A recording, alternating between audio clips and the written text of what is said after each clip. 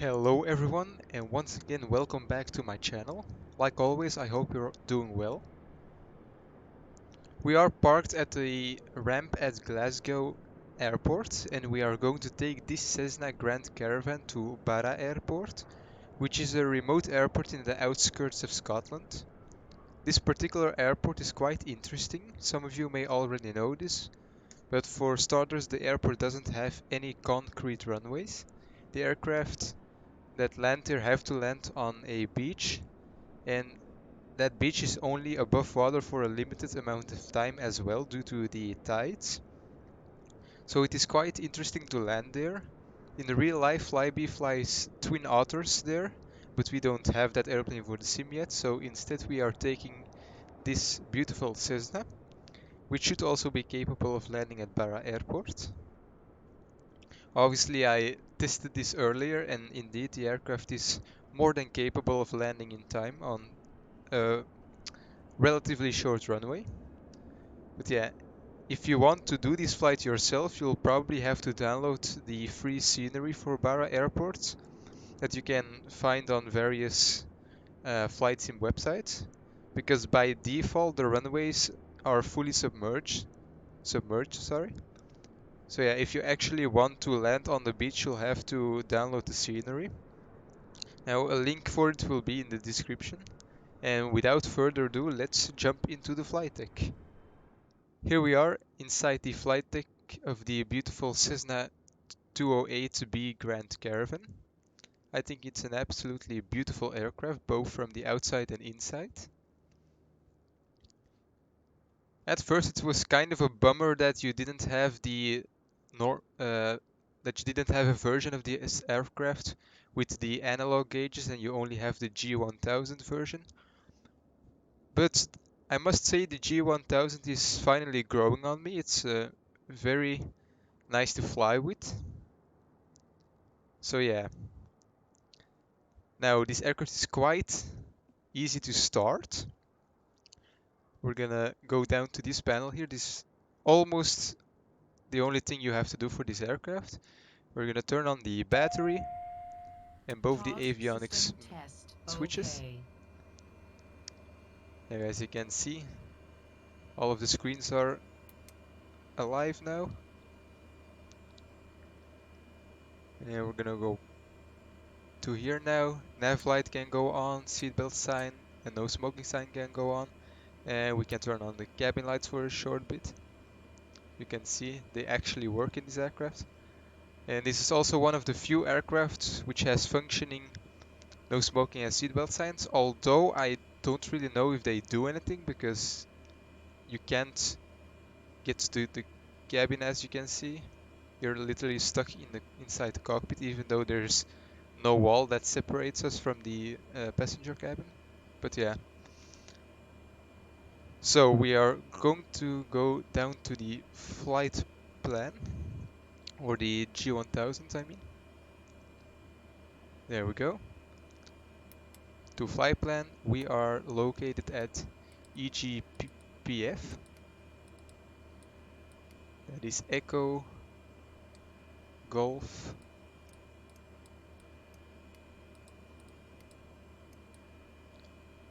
then Papa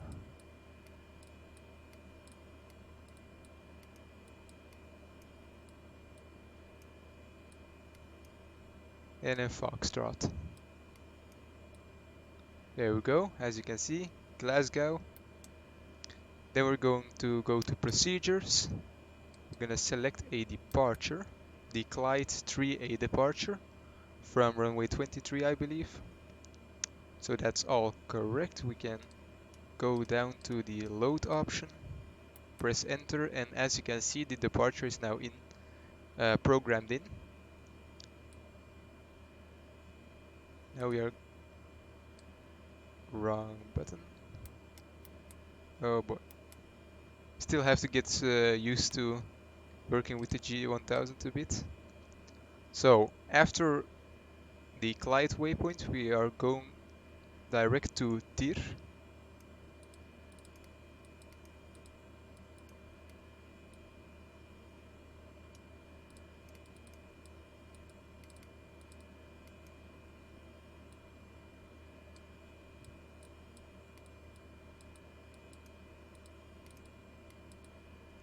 There we go. And now we need to select the second option.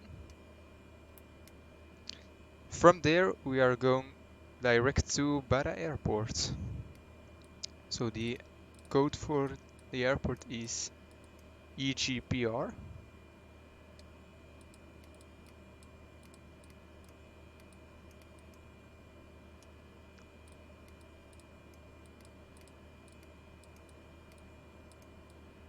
That's also a thing that the downloadable scenery fixes for you. Because when you don't have the scenery, this airport is not inside the database for this aircraft and you cannot program it in. You can, however, put in the, I believe it's the NDB that is at Barra Airport. You can program that one in and you can find the airport that way, but this is a bit better, I think. So I'm not gonna put in a procedure because still there are no procedures in this database. You only have the airport code to program in. So I'm just gonna leave it there. Now we can take a look at the flight plan. As I can see, this is the departure. Looks completely correct. Can zoom in a little bit. Now I'm gonna set up the autopilot so flight director can go on.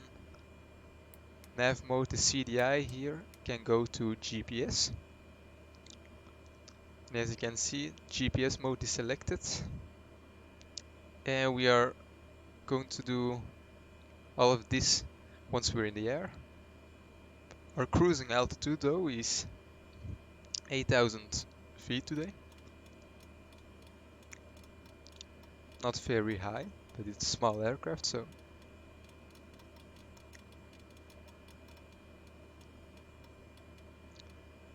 And now the altimeter settings. So at the moment at Glasgow, the altimeter is 3015.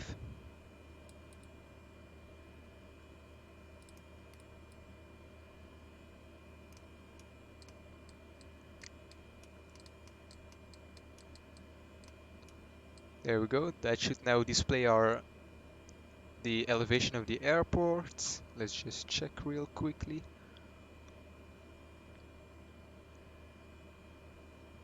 More or less, according to the Jeppesen charts, it should be 26 feet above sea level, and now it says almost 80, but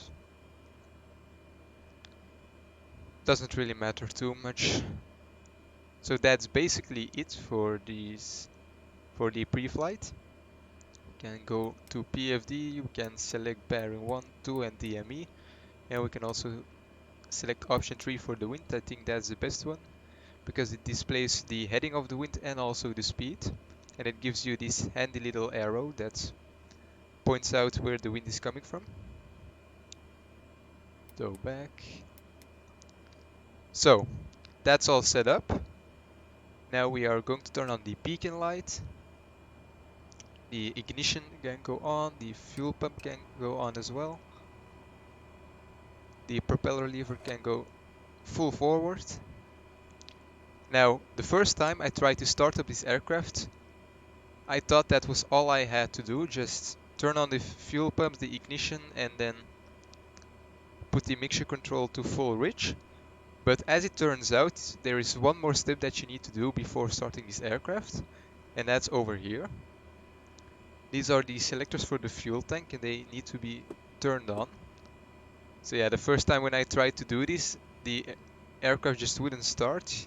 You know that when you start an engine, you hear the engine rev up, and then normally when the fuel is mixed with the air, you can hear the engine rev up a little bit more, and then you know that the engine has started. But when I tried to do this, I just wouldn't get that extra boost of sound.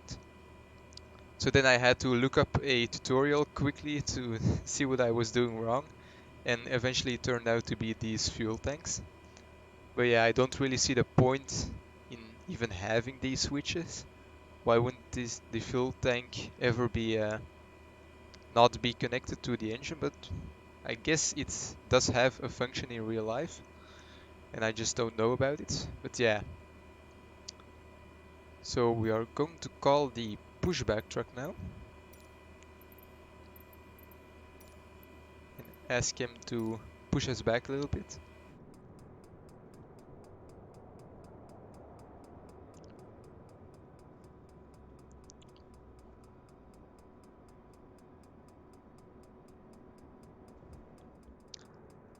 Don't really know what that clicking sound is outside. Okay, so there we go. Now we can release the parking brake and he will push us back.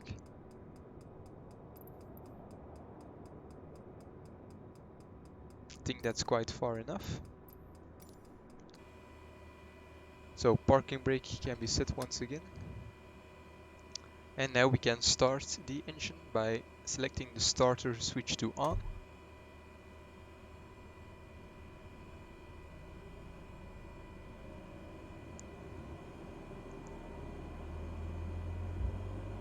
Oil pressure and oil temperature are rising, ITT and torque is rising, as well as the RPM.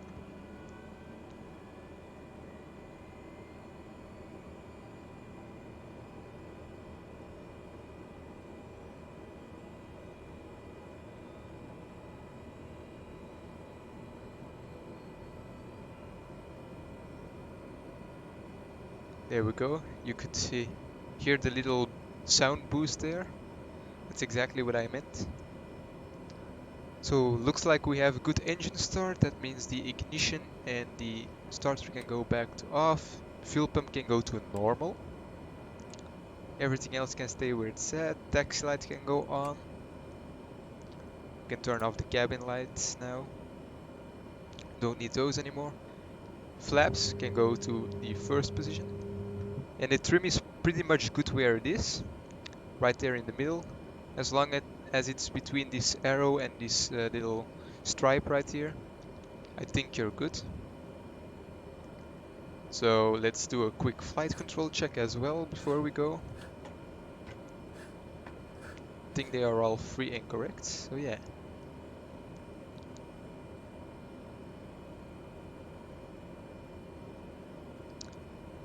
Oh, apparently we are using runway 5 for departure now. So on departure we are going to fly a runway heading of 051 degrees, I believe, until we are at Xexus. Then we are going to make a left turn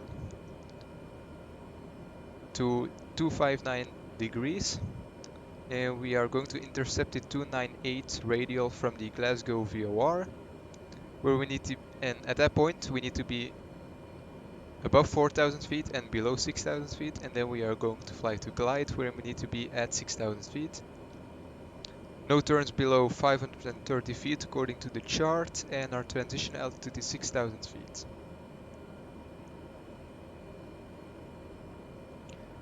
Okay, so it's not runway heading of 051, but we need to intercept the radial from Glasgow of 015 degrees, but to be honest, we'll just follow the flight director. And yeah, we are ready for taxi now. To get to runway 5, we first need to make a right turn and then a left turn. And we'll pass all of the gates.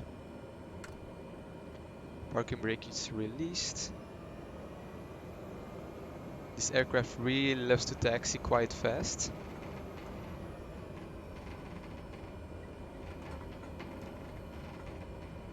Let's hope we didn't hit any of the ground crew.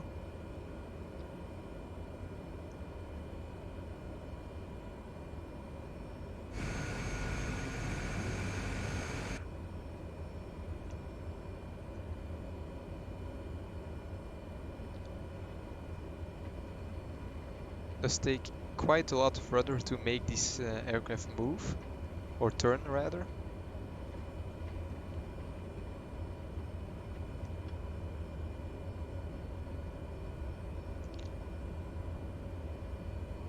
Yeah, we are already at 20 knots and still accelerating, and I'm not even using any thrust yet. The engine is just at idle.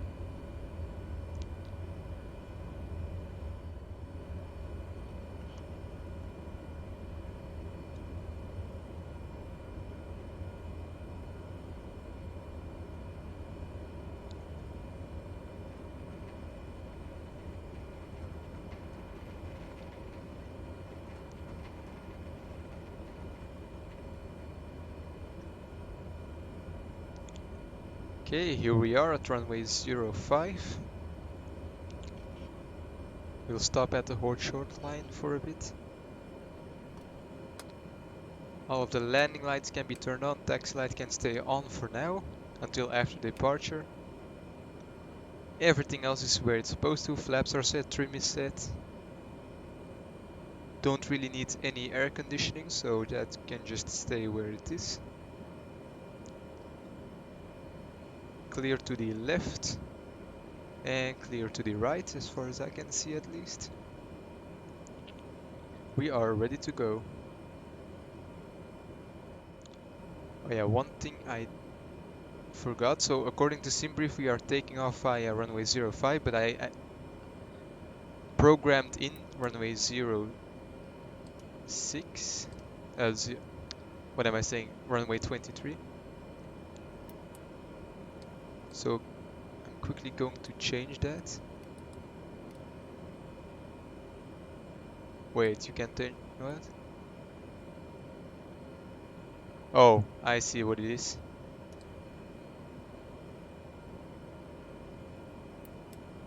I see what the problem is. It is this departure right here.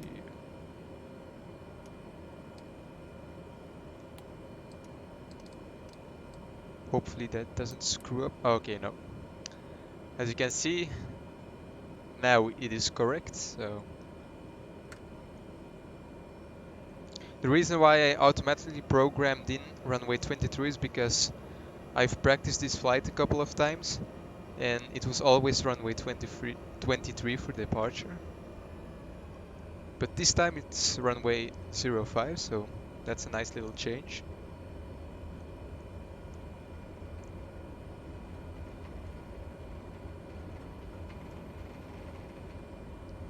Runway 05 is identified. So here we go.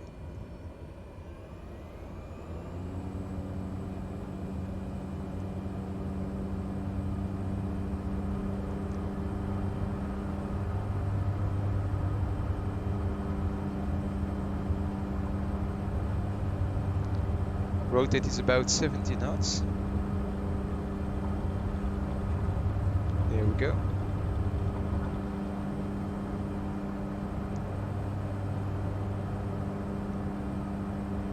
And away we go.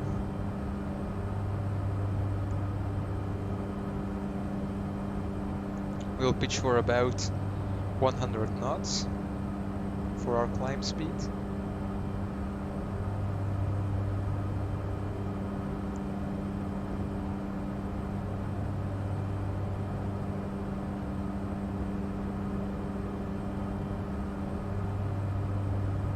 And we'll also retract the flaps now.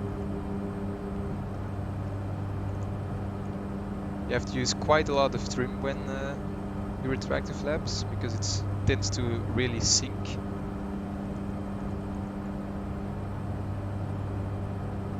And we'll also reduce the throttle a little bit so that it's not constantly flickering at us.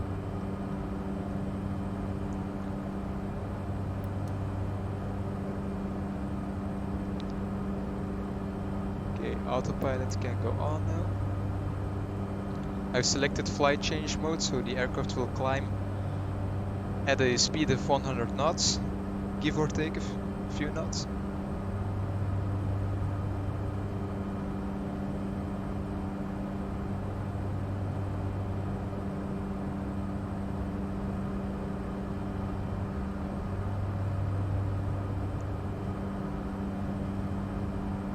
Here you can see some nice views of the city of Glasgow.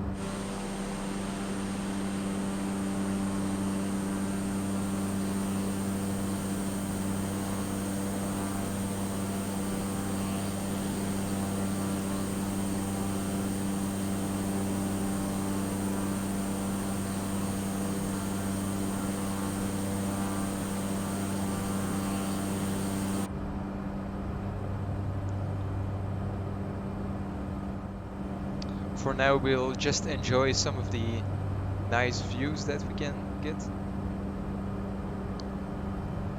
The weather is pretty nice here in Scotland.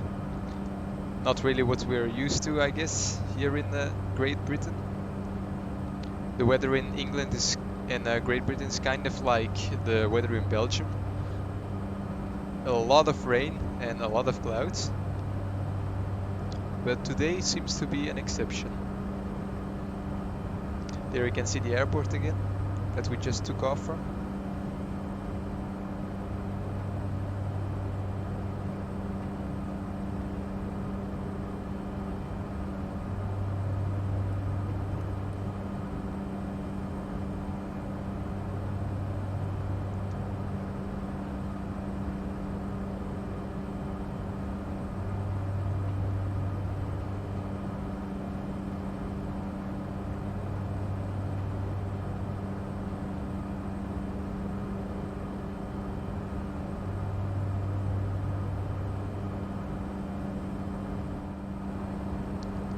It seems that the aircraft is now leveling off at 8,000 feet. We'll keep reducing the throttle a little bit because the torque tends to really go into the red zone a lot. We'll just let the aircraft accelerate to our cruising speed, which is around 150 to 160 knots.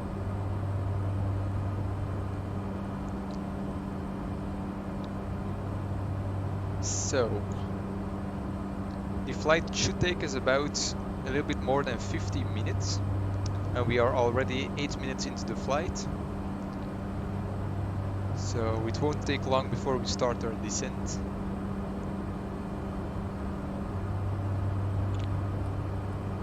For now, I hope you will enjoy the views that I've got in store for you, and I will cut the video here. And then I will see you guys at our top of descent. So, until then.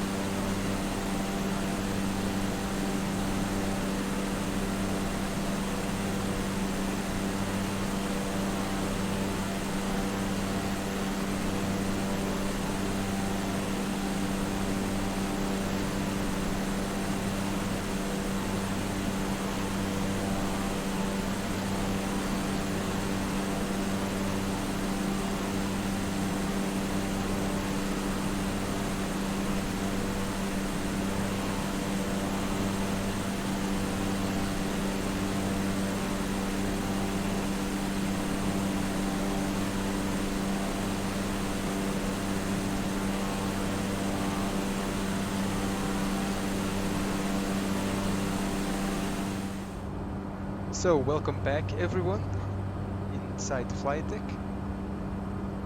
We only have 20 nautical miles to run until we've arrived at the airport, so this seems like a good time to start our descent. So we are going to descend all the way to 1000 feet.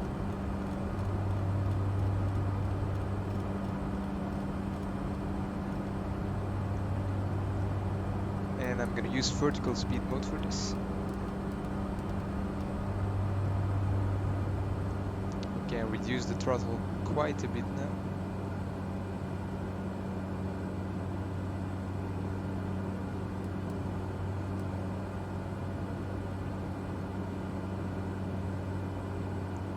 Make sure we don't overspeed this aircraft.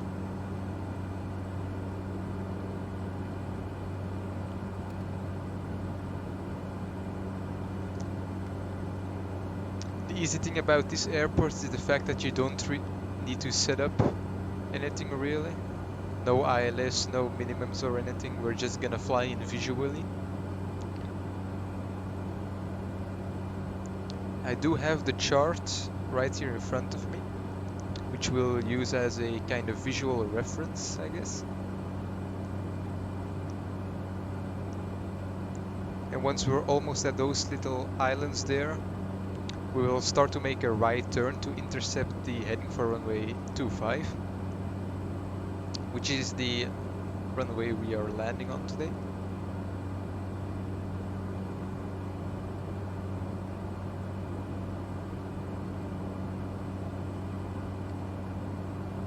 So we can zoom in a little bit more. There's the NDB and the airport. It's quite easy to find this airport because there it is. You can see it by the color of it, the color of the beach. It's quite easy to spot, especially with such nice weather like we have now. Although there are some dark clouds over us now, but probably nothing to worry about. You can also shallow out this descent a little bit.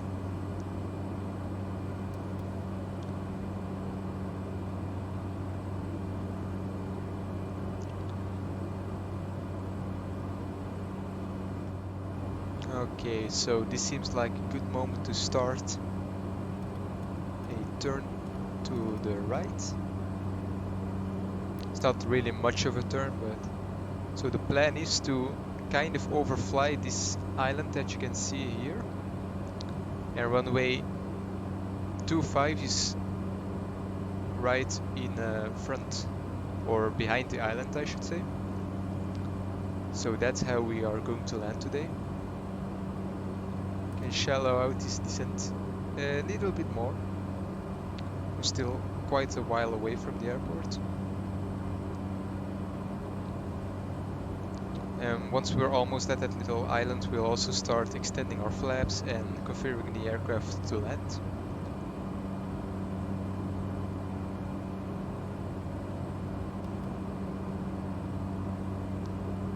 I'll start slowing down a little bit already.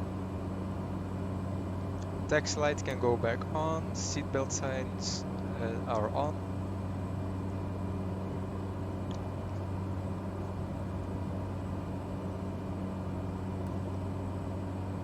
We'll turn to the right a little bit more, just to give us some more time to configure the aircraft. And I'm also going to turn off the autopilot now, as well as the flight director.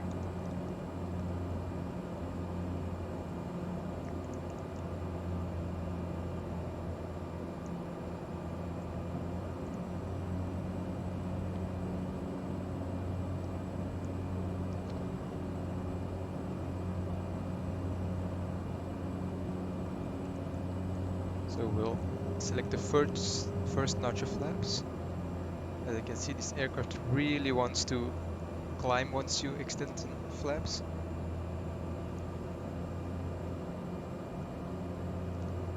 And there we have the airport.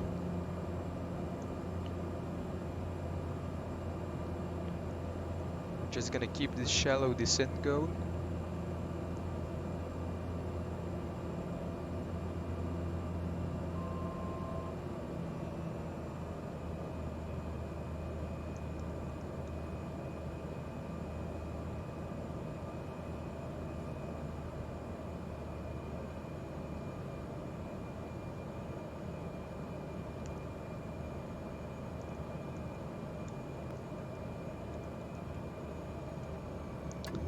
last notch of flaps.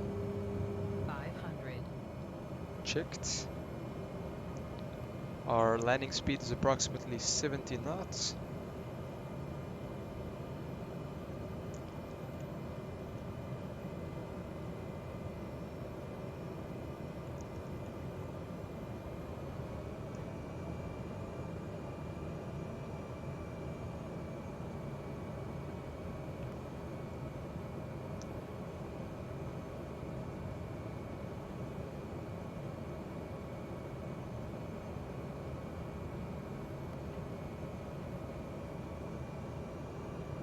Okay, we don't want to get too low now.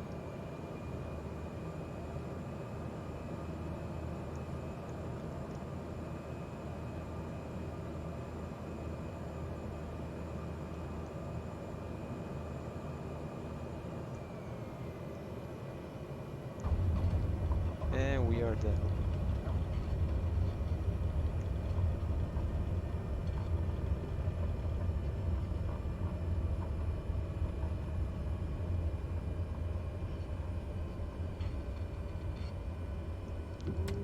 Flaps can be retracted. Landing lights and taxi lights, strobe lights as well can go off. So guys, welcome at Barra Airport. We are going to park right in front of those guys here.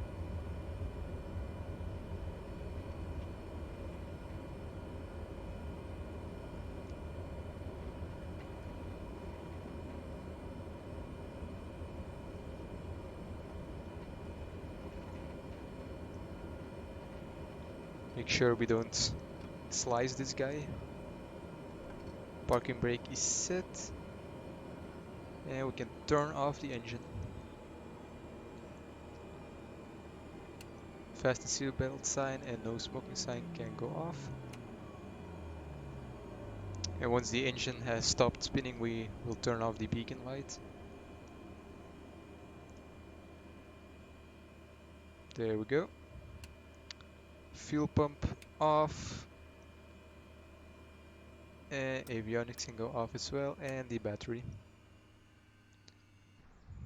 Once again, welcome at Barra Airport. The flight time was 52 minutes and 48 seconds.